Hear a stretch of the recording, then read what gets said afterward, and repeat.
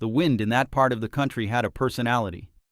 It was not a gentle, sighing thing that rustled leaves in the autumn.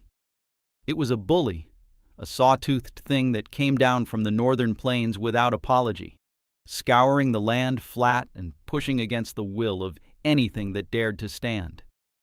It had pushed Ilara's husband, Thomas, into an early grave, the pneumonia he caught fixing a roof in a November gale settling in his lungs like a final cold stone. And now it felt as though the wind was trying to push her right off the desiccated patch of earth he had left her. The house, a sturdy but weary clapboard structure, argued with the wind every night, its timbers groaning and popping in a language of protest Ilara had come to understand intimately. It was a language of fatigue, of a slow, inevitable surrender. She was 28 years old, but felt she carried the century in her bones. The inheritance, when the lawyer from the county seat finally came to settle it, was less a boon and more a final, cruel joke. There was the house, mortgaged to the hilt. There was the 10-acre plot of land, its soil so overworked and starved that it could barely muster a crop of bitter weeds. And there was the debt, a ledger full of Thomas's hopeful arithmetic and the bank's cold, unforgiving sums. After selling the last of the viable farm equipment and the 2 remaining cows, Ilara was left with the house, the useless land, and a sum of money so small it felt like a handful of dust. Enough for one more winter, perhaps, if she was frugal to the point of monasticism. The lawyer, a man named Silas Croft with a face that seemed permanently disappointed in the world, had delivered the news with a kind of weary professionalism. He had known Thomas. He had known Thomas's father. He saw in Ilara not a grieving widow, but another chapter in a long story of poor choices and bad luck. The sensible thing, Mrs. Gable, he had said, his voice dry as corn husks, would be to sell the land to the Hendersons. They'll take it for the debt. You could move into town. Find work at the mill, perhaps. A woman alone has no business trying to wrestle a living from this place. His words were meant to be practical, but they landed like blows. To leave was to admit that Thomas's life, his sweat and toil, had amounted to nothing. It was to concede victory to the wind, to the dust, to the cold arithmetic of the bank. A stubborn, quiet fire ignited in her chest, a feeling she hadn't felt since before Thomas fell ill. It was a small, flickering thing, but it was warm. She looked out the window at the property, her property, and her gaze fell upon the one feature of the landscape that was utterly, unequivocally useless: the old stone cistern. It sat about 50 yards from the back of the house, a wide circular scar on the earth. Built by her husband's grandfather in a time when the farm had been prosperous and water was a thing to be hoarded, it was a relic of a better past. 10 feet deep and 20 feet across, its walls were constructed of massive, flat field stones, fitted together with the patient skill of a bygone era. But it had been dry for 40 years, a victim of a dropping water table and a series of brutal droughts. A long, jagged crack ran down one of its interior walls, a mortal wound that ensured it would never hold water again. The bottom was a mess of rubble, blown-in dirt, and the skeletal remains of some unfortunate animal that had fallen in and never found its way out. To everyone, the cistern was a liability, a dangerous hole in the ground. Thomas had always meant to fill it in, but like so many things, he had never found the time. Ilara stood at its crumbling lip, the wind whipping her hair across her face. The air that rose from its depths was still and cool, carrying the scent of damp earth and stone, a smell entirely different from the dry, dusty air on the surface. She had stood here before, many times, in the blistering heat of summer, drawn by that same inexplicable coolness that seemed to breathe from the stone throat of the earth. She remembered her own grandfather, a man of few words and calloused hands, and his root cellar. It had been dug into the side of a hill, a dark earthen cave that stayed cool in the summer and, crucially, never truly froze in the winter. He would store potatoes, apples, and carrots in there, and they would last until the spring thaw, safe from the killing frosts that ravaged everything above ground. The earth, he used to say, has a long memory for temperature. It holds the summer's warmth deep and resists the winter's bite, a thought so audacious and strange that it made her feel light-headed began to form in her mind. It was not a sudden flash of lightning, but the slow dawn of a new and frightening sun. She looked at the useless cracked cistern. She felt the relentless, scouring wind on her cheeks. And she considered the coming winter, a season the old-timers were already predicting would be the worst in a generation. Everyone else saw a hole to be filled, a grave, a mistake. She was beginning to see something else entirely. She was beginning to see an answer. Her decision was not met with understanding. When Silas Croft made his follow-up visit a week later, expecting to find her packing her meager belongings, he instead found her at the lip of the cistern with a bucket, a rope, and a shovel. She was methodically hauling out years of accumulated debris. He stood for a long moment, his hands on his hips, a look of profound pity on his face. "Mrs. Gable," he began, his voice laced with the strained patience of a man dealing with the bereaved. "What in heaven's name are you doing?" "I'm cleaning it out," she said, not pausing in her work. Her arms already ached, and her hands were raw. "To what end? I told you the Henderson offer is the only sensible path. This is a waste of what little energy you have left." Ilara finally stopped and looked up at him, her face smudged with dirt, her eyes clear and steady. "I am not selling, Mr. Croft. I am staying." He sighed, a long theatrical exhalation. "And what do you intend to do with this hole? Surely you don't think you can fix it? The stone is cracked through. It will never hold water." "I don't want it to hold water," she said. The idea was still fragile, and speaking it aloud felt like exposing a newborn to the wind. "I'm going to roof it." Silas Croft stared at her. His face, normally a mask of weary disapproval, shifted to one of genuine, uncomprehending astonishment. He blinked twice. "Roof it? You're going to put a roof on a hole in the ground?" "Yes." He let out a short, sharp laugh. It wasn't a cruel sound, not exactly. It was the sound of a man who had just heard the most ridiculous thing in his life and couldn't contain his disbelief. "My dear woman, have you lost your senses? What for? To keep the rain out of the hole?" "Something like that," she replied, turning back to her work.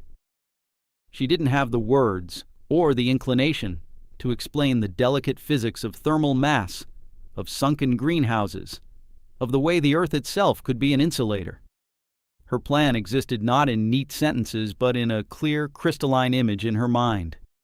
A space of warmth and green, sheltered from the howling tyrant of the wind. The lawyer left, shaking his head. And the story spread. It moved through the town like a slow contagion. The poor Gable widow finally cracked under the strain. She was roofing the old dry cistern. The men at the feed store chuckled about it over their checkers games.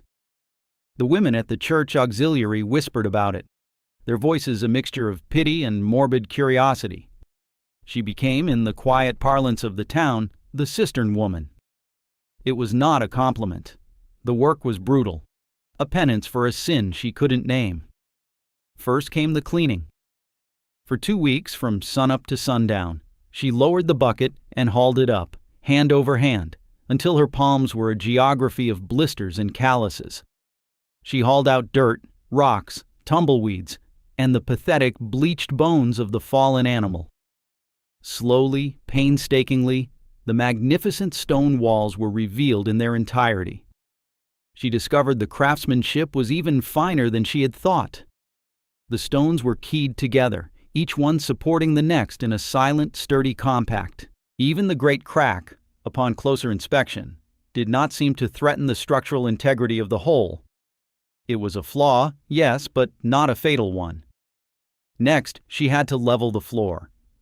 This meant breaking up the larger pieces of rubble with a sledgehammer Thomas had left in the barn, a tool that seemed to weigh as much as she did, and distributing the smaller stones to create a level surface. The sound of the hammer striking rock echoed from the stone walls, a solitary, rhythmic punctuation to the endless sigh of the wind. Each swing was an act of faith. Each bucket of gravel she spread was a prayer. She was not just building a structure. She was building a reason to stay. As she worked, the properties of the space became more apparent. In the mornings, when the air above was sharp with the coming autumn, the cistern was noticeably warmer, holding the memory of the previous day's sun. At midday, when the sun beat down, the stone walls remained cool to the touch. A reservoir of subterranean chill. It was behaving exactly as her grandfather's root cellar had. It was a battery for the earth's temperature. The most difficult part of her plan was the roof.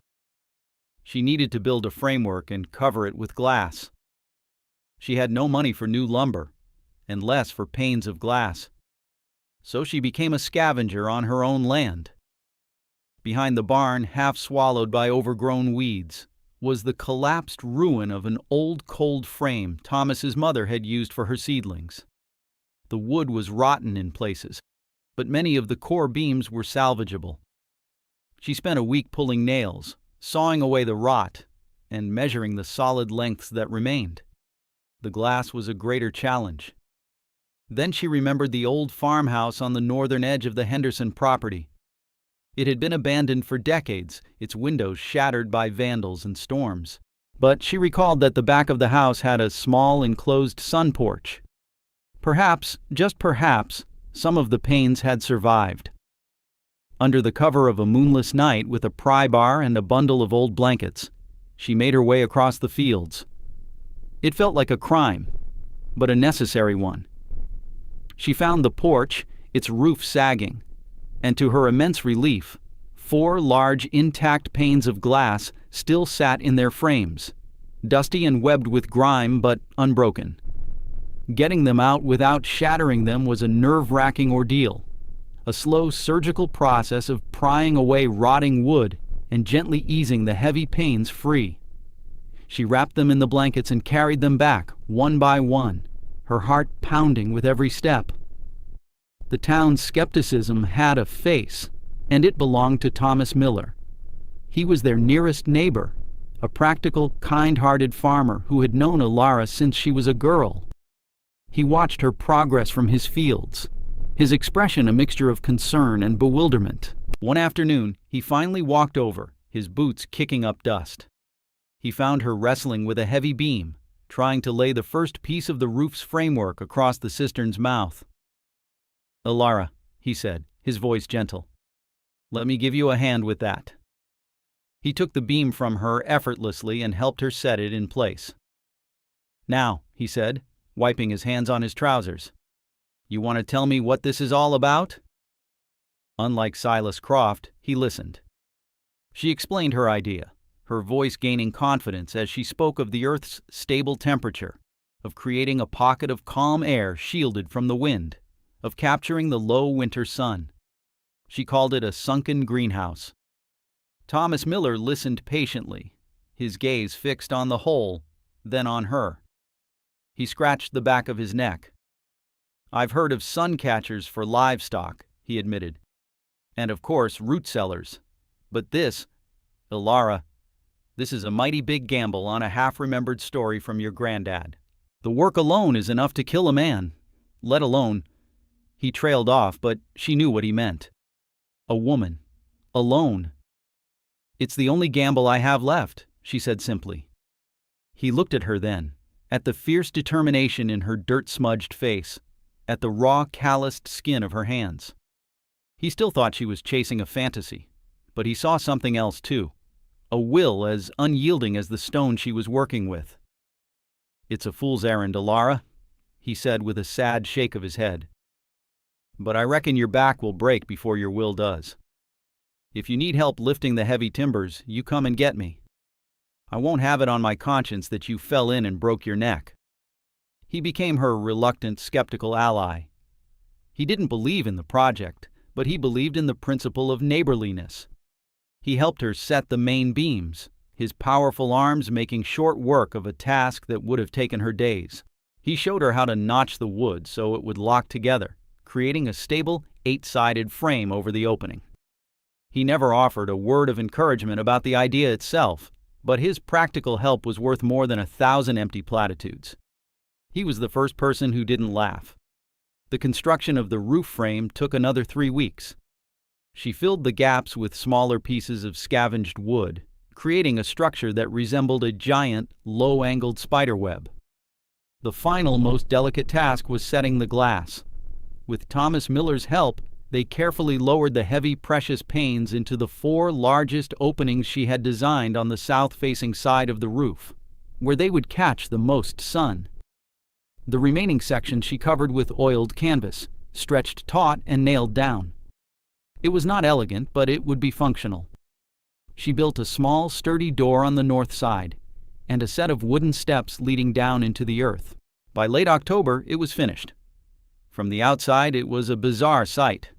A low, octagonal bump on the landscape, half wood, half canvas, with 4 glassy eyes staring up at the sky. It looked like a strange, half-buried fortress. The town's amusement deepened. Silas Croft drove by once, slowed his car, and let out another one of his sharp, disbelieving laughs before driving on.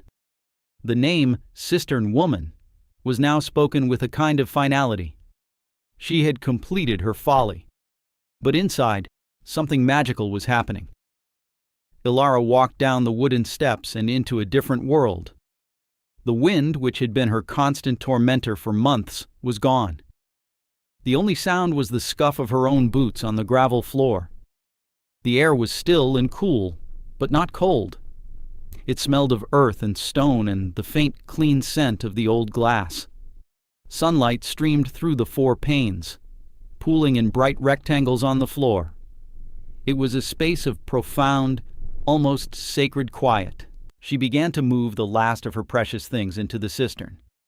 She built raised beds against the stone walls, filling them with the best soil she could find on the property, enriched with compost she had been meticulously tending. She transplanted the hardiest of her remaining vegetables: kale, chard, carrots. She brought down her pots of herbs, rosemary, thyme, sage, and set them in the sunniest spots. And in the center, she placed a small wooden chair and a table. This was not just a greenhouse. It was her sanctuary, her fortress against the coming winter. The first frosts came in early November, dusting the world in a coat of white glitter. Above ground, her remaining garden blackened and withered overnight. But down in the cistern, the plants were untouched. The temperature inside dipped, but it never reached freezing.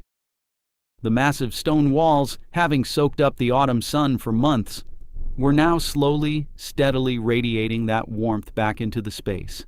The earth beneath her feet was doing the same. It worked. Her half-remembered story, her mad gamble, it actually worked. Thomas Miller stopped by again, a week after the first hard frost. He carried a burlap sack of potatoes, an offering of charity he probably assumed she would desperately need. He found her by the cistern, a basket of vibrant green kale in her hand. His eyes widened. "That's from in there?" he asked, nodding toward the strange structure. "Yes," she said, a smile touching her lips for what felt like the first time in a year. "Would you like to see?" She led him to the door and down the steps. He stopped at the bottom, his mouth slightly agape. He looked at the healthy green plants, a stark contrast to the frost-killed brown of the world outside. He touched one of the stone walls, feeling the faint, residual coolness, not the biting cold of the surface. He looked up at the light streaming through the glass. He walked the perimeter of the space, a slow, disbelieving circle. "I'll be damned," he whispered, his voice full of a wonder that erased all his previous skepticism. "I'll be absolutely damned. It's 20 degrees outside, and it must be 50 in here." He looked at her, his eyes full of a new and profound respect. "You weren't crazy, Ilara." You were just smarter than the rest of us." That was the first turning point, the first convert. But the true test, the final validation, was still to come. The old-timers had been right. That winter arrived not with a gentle fade, but with a roar. The sky turned the color of old pewter in the week before Christmas, and the wind, her old enemy, returned with a vengeance. The radio spoke of a blizzard of historic proportions, a white hurricane sweeping down from the Arctic. People boarded up their windows and stocked their pantries. The town hunkered down, bracing for the worst. Ilara made her final preparations. She brought her last few chickens down into the cistern, setting them up in a small straw-filled coop in the corner. She brought down her supply of firewood, her canned goods, her water. Her small sanctuary was now a fully provisioned ark. She sat in her wooden chair, the air smelling of earth and chickens and drying herbs, and listened as the first salvos of the storm began to hit the roof above her. The storm was everything the radio had promised, and more. The wind didn't just howl, it screamed, a high, thin sound of pure fury. The snow began to fall, thick and heavy, and it did not stop. For 2 days and 2 nights, the world outside ceased to exist. It was consumed by a swirling, blinding chaos of white. Ilara stayed in her shelter, warm and safe. The temperature inside never dropped below 45 degrees. The chickens clucked softly in their corner. The kale and chard stood green and proud in their beds. She would occasionally climb the steps and push open the door just a crack, only to be met by a solid wall of white. The snow was drifting, burying everything. On the 3rd day, the wind finally died down, and a strange, muffled silence fell over the world. The snow had stopped. Ilara pushed against the door. It wouldn't budge. It was buried. A flicker of panic went through her, but she tamped it down. She had a shovel. She began to dig her way out. It took her an hour of methodical work, pushing the snow back into the tunnel she was creating, before she finally broke through to the surface. The world she emerged into was breathtaking and terrifying. It was a landscape sculpted by a mad god. Everything was gone, buried beneath a smooth, undulating sea of white. The snow was piled in massive drifts, some as high as the roof of her house. Of the house itself, only the peak of the roof and the top of the chimney were visible. The barn was a gentle white mound. The fences had vanished completely. The world had been erased. Her strange, half-buried structure was the only thing that had survived intact. The snow had piled up against its low profile, flowing over it and creating a perfect, thick blanket of insulation. It had become part of the landscape rather than an obstacle to it. The wind had been unable to get a purchase on it, to tear it apart. Her design, born of desperation and intuition, had been perfectly suited to the very forces that sought to destroy everything else. She spent the rest of that day digging a path to her front door. When she finally got inside the house, it was like a tomb. The cold was absolute, a physical presence that stole the breath from her lungs. The water in the basin was frozen solid. The windows were completely covered by snow, plunging the rooms into a dim, twilight gloom. Without a constant fire in the wood stove, the house had been helpless against the invading cold. It was a shell, not a shelter. The real shelter, the living heart of her home, was the one she had built in the earth. Later that afternoon, as a weak sun finally broke through the clouds, she saw movement on the horizon. It was a figure on snowshoes, moving slowly and laboriously across the white expanse. As it drew closer, she recognized the determined, struggling gait of Thomas Miller. He was making his way from his farm, checking on her. It was an act of profound neighborly courage. He saw the chimney of her house first, and the thin plume of smoke she had just managed to coax from the stove.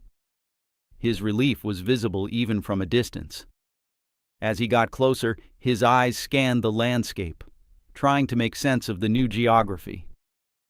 He saw the strange, snow-dusted mound of her cistern roof, and the tunnel she had dug leading out of it. "Alara!" he shouted, his voice hoarse. "Are you all right?" "We were worried sick. It's the worst I've ever seen. The Hendersons lost half their herd. Roof of their new barn collapsed. We've been cooped up for 3 days." "I'm fine, Thomas," she called back. "I was warm the entire time." He finally reached her, his face red from the cold and the exertion. "Your house, it must have been an icebox." "It was," she said. "I wasn't in the house." She gestured toward the cistern. He stared at the entrance to her tunnel, then back at her. The full implication of what she was saying dawned on him. He had seen the proof before the storm, but this was different. This was survival. He slowly shook his head, a look of pure, unadulterated awe on his face. "You lived in there? Through all of it?" "The chickens and I," she confirmed with a small nod. "We were quite comfortable." But the final, most satisfying vindication arrived an hour later, in a far more desperate form. They heard a shout from the direction of the road, a weak, panicked cry. It was Silas Croft. His car had gone off the buried road a quarter-mile away, and he had been wading through the chest-deep snow, trying to reach the Miller farm. He was exhausted, his fine town coat soaked through, his face pale with the first stages of hypothermia. He stumbled toward them, collapsing into the snow a few yards away. Thomas and Alara rushed to help him, dragging him to his feet and supporting him as they half-carried him toward Alara's house. He was shivering violently, his teeth chattering uncontrollably. "The house is a block of ice," Alara said to Thomas, her voice sharp with urgency. "We'll never get him warm in there fast enough. We have to take him down."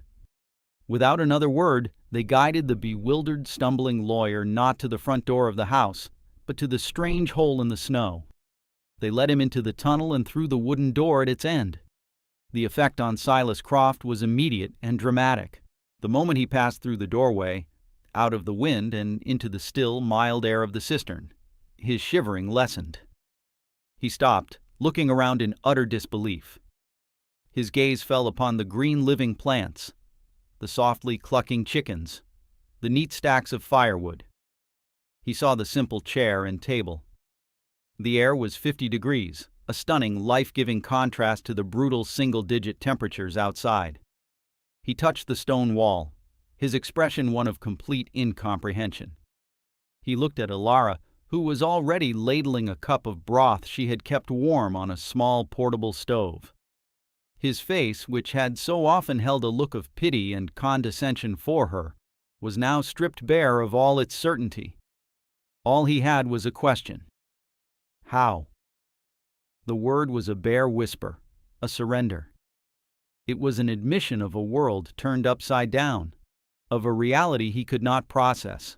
The foolish woman, the mad widow, was standing in a warm green sanctuary of her own making, while the sensible world lay frozen and buried outside. Alara just handed him the cup. "The earth remembers," she said softly. "You just have to know how to listen." The blizzard of that year became a landmark in the region's history, a new point of reference for all winters that followed. And the story of what happened on the old Gable farm became a local legend. When the snows finally melted and the town dug itself out, people came to see. They came in ones and twos at first, then in small groups. They came to see the hole in the ground that had been a haven. They walked down the wooden steps and stood in the quiet warmth, marveling at the green plants that had not only survived, but thrived through the worst winter in living memory. The name Cistern Woman was still used, but its meaning was inverted. It was no longer an insult whispered behind a hand. It was a title, spoken with a note of wonder. Alara Gable, the woman who had roofed a hole, the woman who had listened to the earth. Silas Croft never bothered her about the Henderson offer again. In fact, he became one of the most fervent tellers of her story, his own humbling experience serving as the undeniable climax. Thomas Miller, her first and most important convert, helped her build a larger, more permanent structure over the cistern the following summer, using proper lumber and more glass panes, which the townspeople now donated eagerly. He and others began to build their own smaller versions, digging into the south-facing sides of hills, creating their own pockets of warmth to protect their animals and extend their growing seasons. The mad folly of the Cistern woman became the gable method, a piece of accepted local wisdom passed down to the next generation.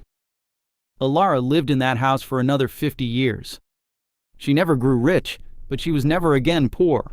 The cistern provided her with fresh greens all winter, which she sold in the town, and the security it offered was worth more than any bank account. She became the quiet matriarch of the valley, a woman known for her practical wisdom and her deep, abiding understanding of the land. She had looked at a place of lack, a symbol of failure, and had seen in it a hidden abundance. She had faced the mockery of a world that valued only the obvious, and she had persevered, armed with nothing more than a memory, her own 2 hands, and a stubborn refusal to surrender. The story serves as a testament not to grand invention, but to the profound power of quiet observation. It is a reminder that the most valuable resources are often the ones we have already dismissed as worthless. The world shouts its conventional wisdom, its sensible paths, its accepted truths. But wisdom rarely shouts. It whispers from the cool earth of a root cellar, from the steady warmth of a sun-drenched stone, from the simple, unwavering logic of the natural world. True innovation is sometimes just the courage to listen to that whisper, to trust it, and to build a roof over it, even when the rest of the world sees nothing but a hole in the ground.